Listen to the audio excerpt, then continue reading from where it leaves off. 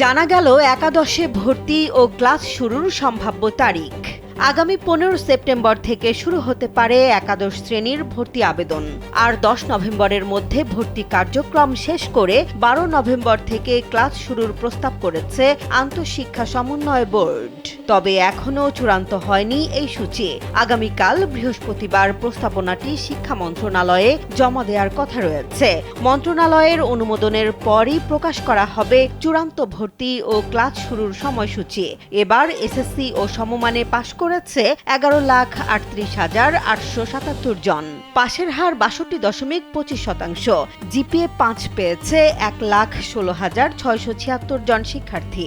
অন্যদিকে উচ্চ মাধ্যমিক পর্যায়ের কলেজ, মাদ্রাসা ও কারিগরি শিক্ষা প্রতিষ্ঠান মিলিয়ে একাদশে আসন রয়েছে প্রায় 27,50,000।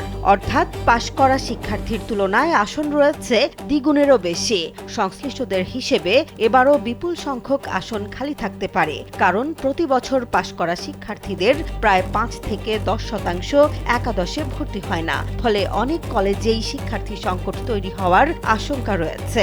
শিক্ষার্থী ও অভিভাবকদের অপেক্ষা শিক্ষা মন্ত্রণালয়ের চূড়ান্ত সিদ্ধান্তের। 15 সেপ্টেম্বর আবেদন শুরু হবে কিনা আর 12 নভেম্বরই ক্লাস শুরু হবে কিনা তা জানা যাবে অনুমোদনের পর।